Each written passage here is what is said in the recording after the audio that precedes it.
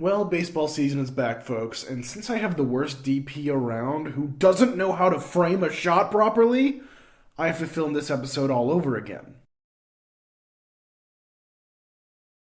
It's time for me to watch my annual viewing of the 2011 Bennett Miller film Moneyball. Based on the Michael Lewis book of the same name, Moneyball follows Brad Pitt as Billy Beane, GM for the Oakland Athletics, and he is on a quest to radically change the way baseball business is done and the way people construct baseball teams based on the way that players are valued. And while nowadays building the team this way is already antiquated when it comes to baseball strategy, it is still a fantastic movie that revitalizes my love for the game. And if you would have told me when I was 10 years old that my favorite baseball movie of all time would be the one where the executives do math to build a team, I would have punched you right in the mouth. Just this concept is not cinematic whatsoever, but it works. But why do I love this movie? Is it just my nostalgia for baseball, or is there something good in this film? Well, my argument to that would be that this film is a pitch-perfect example of a character study of a determined protagonist who has the odds stacked against him. And with that,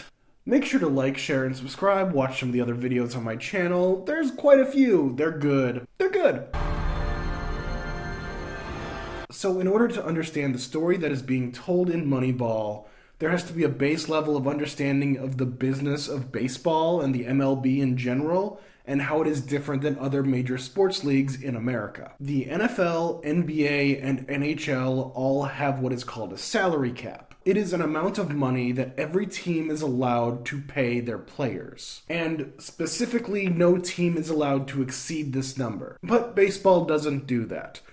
Teams can spend as much money or as little money as they want to field a team. Sure, there is a luxury tax that works as a soft cap, but teams still exceed it, and rich teams specifically exceed it. And since its inception in the late 90s, teams with incredible valuations such as the Yankees, the Dodgers, and the Red Sox all have had consecutive years being over the luxury tax and winning a World Series in that time period. So in actuality, it's less of a salary cap than it is a price of winning. And since there is no salary cap, teams that aren't in a window of succeeding don't have the incentive to spend as much money as possible, which means they don't field competitive teams. Because if you know you're not going to win, you're not going to pay top dollar on that free agent or on that homegrown talent that's now worth $150 million over 10 years. And that's a low number. And since there's no incentive to pay more, and in actuality it's more of an incentive to pay less, small market poorer teams don't have the resources or aren't willing to put in the resources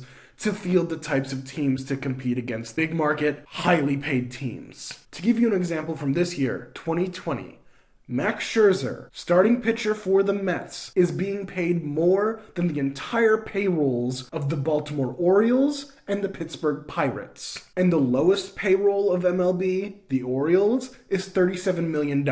And the highest payroll is the Los Angeles Dodgers, topping out at over $241 million. But in the early 2000s, there were goddamn geniuses from Ivy League schools with economics degrees that used statistics and math in ways that I am not qualified to explain to figure a way to make those teams with less assets more competitive through valuing players in a different way and targeting a market inefficiency. And Moneyball is the story of the first GM of a baseball team to fully embrace this revolution.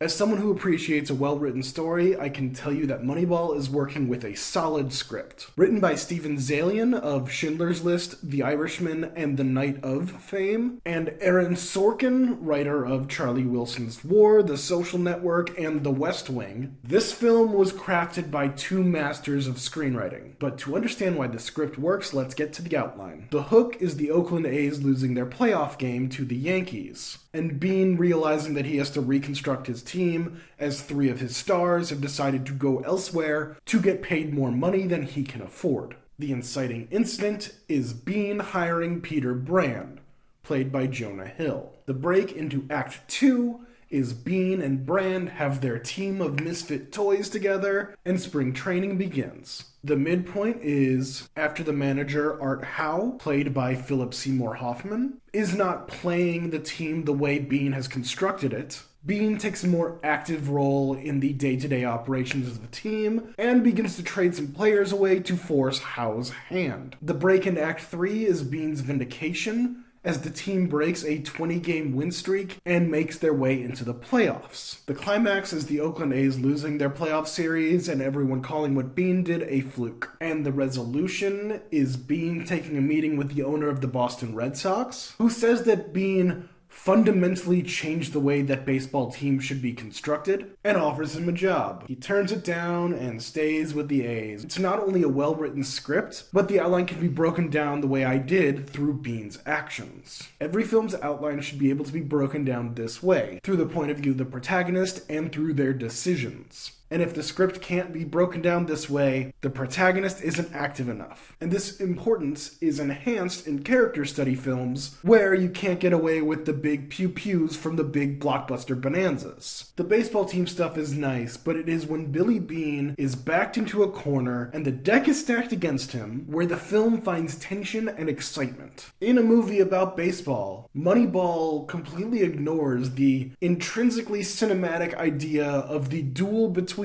the batter and the pitcher, and instead focuses on the duel between two GMs as they're trying to work one over on a trade, and in actuality it's only one person on screen and he's talking to a phone, and the idea works. Can we talk about the star of the film? I'd like to talk about the star of the film. Can we talk about the star of the film?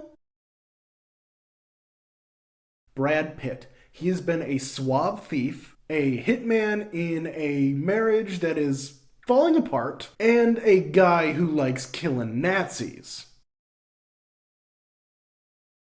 But it wasn't until he played the general manager of a baseball team that his talents and persona came together in such a perfect way. This might be his finest role. He really shines in the film. Bean, played by Pitt, is a crusader, a man on a mission. As a former first-round draft pick who flamed out hard in his professional career, Bean is out to prove himself as he tries to change the way that baseball teams are constructed, especially wanting to be competitive against the big-name teams with a payroll that is one of the lowest in baseball. It seems from the movie that he's just in this cycle of developing young talent, them becoming good, making it to the playoffs, then them being out of contract and going to other teams and making a bunch of money. It's like it's said in the movie, they're kind of a farm system for the Yankees. Pitt plays his character not just having a chip on his shoulder, but an entire bag of family-sized Lay's potato chips deeply embedded into his rotator cuff. It's also fun to see the film lean into the ritualized nature of baseball. Baseball is a highly superstitious sport. What with all the Bambinos, Black Sox, and Billy Goat curses deeply in its DNA, it's nice to see that Bean still has his ritual. I watch the games. And instead, working out hard. It's even so much that he has his assistant GM text him the play-by-play so he doesn't miss anything, but he just doesn't want to see it. And as a former professional athlete, no matter how good he did, Bean is competitive as hell, shown through his reaction of watching his team dance in the clubhouse in the midst of a terrible losing streak. What are you having fun for? That's what losing sounds like. This competitive nature with the chip on his shoulder to prove himself comes out in some of the great moments of the film where he confronts or is confronted by those who strongly disagree with the way that he is running the team. It's subtle, but the look in his eyes while he is being confronted or ignored, it's the face of a man who wants to rub your nose in his own success, even if you guys are ostensibly on the same team. See, the best thing about Pitt's portrayal is how he's able to play Bean as this cool under pressure character while his entire professional world is spinning out of control. During the tail end of the first act and the entire first half of the second act, Bean is constantly butting heads with old baseball men, all of whom are cast beautifully. Honestly, these scouts, these good old boys with mouths full of chaw as they discuss the attractiveness of the prospect's girlfriends and how it relates to how good of a baseball player he will end up. Got an ugly girlfriend. What's that mean? Ugly girlfriend means no confidence. It's just so outlandish, but so true. He fires his head scout and brings in the players that he wants. But even after having a team that he wants, it's not actually on the field because Art Howe, the manager, isn't playing who he wants to be played. His cool demeanor is forced to appear even in scenes where he should be able to relax. Like, say, when his daughter comes over and she's worried that daddy's gonna have to move because he's gonna get fired because the internet told her. Well, don't do that. Don't go on the internet, or watch TV, or read newspapers. That's right, kids, stay off the internet. What was that? Okay, yeah, unless it's YouTube. What was that? And only if it's this channel. Like, share, subscribe. While he listens to sports talk radio, he hears fans and even former employees trash talk his GM approach. And even when this faceless horde of A's fans calls him an idiot, by name, he ignores it and rolls with it. When he's about to trade away everything and double down on this approach, his assistant GM, who's the whole reason why Bean is doing this approach, thinks that he should step back because of how it would look and how to explain some of the moves that he's making. Billy stays the course, as dedicated as ever. The film uses Pitt's cool, confident, carefully cultivated persona and puts it on a man on a mission who will never crack, no matter how much anxiety gets built up in him. He will lift weights and drive his truck in very cinematic locales before he decides to, say, talk to somebody about it. And isn't that just the manly way to do things? But while Bean is the GM of a baseball team and he has to make some pretty serious decisions, trading away players, signing players, cutting players, he's not just this cold, calculating robot who sees players as parts of an equation. I mean, he sort of is, especially in the end of the second act, that weird trade that he has with 3 different teams. But he's also a former player, so he understands the emotions that go with the big decisions that he makes. He has the unique ability to empathize with his players, especially in the tough situations. After a flurry of trades at the deadline, he has too many players and he has to send one of his guys down to the minor leagues. And it's in the scene where he breaks the news to the struggling player, someone who's giving everything that he has to the team, where Pitt's Bean shows a genuine connection and empathy towards the players. Now I'd like to talk about the dialogue. In a film like this, which is not about spectacle but more about character, the dialogue is imperative. So it doesn't hurt that this film has one of the greatest writers of dialogue in cinema history. Well, at least modern cinema history. He's not Billy Wilder, but he is Aaron Sorkin. The one thing that can be universally derided in Sorkin projects is something that can also be praised. Every character in something that Sorkin has written sounds like they're the smartest son of a bitch in the room. Just look at the opening scene of The Social Network. The dialogue is spitfire, it's big words, and it's loaded with subtext. You see, baseball has a pace that is from leisurely to as dull as watching paint dry. So in Moneyball, the tempo of the dialogue is dialed back, but it's no less pointed. In every dialogue scene, there is the surface conversation, and then there is what is actually being said. There are multiple scenes where Billy and Art come to blows as to the lineup of the team. The surface conversation is Billy telling Art who he wants to play at what position and who he wants coming out of the bullpen. And then Art tells him that he's going to field the team that he sees fit. But when you take into account the exposition of the relationship between the two characters, you see that Art is managing a team on a 1-year deal, and Billy seems to be very flighty about signing him an extension on his contract. So in these scenes, the real dialogue is Art saying that he's not going to stick his neck out for Billy and this new weird idea if he's not going to have any job security given to him by Billy, in case this whole thing fails. And the best thing about having multiple dialogue scenes kind of saying the same thing, but in different ways, you finally get to the heart of it, where Art just blatantly says that sentiment to Billy before Billy decides to blow up the team. And of course, part of why I love this movie is the love that it shows to America's pastime. The film makes every crack of the bat, every thump of ball hitting leather of the glove, every roar of the crowd echo in this surrealist way. And the final story that Peter Brand tells to Billy Beane about a player who accidentally hits a home run, it's just a fantastic little anecdote, and it's just... How can you not be romantic about baseball? How could you not?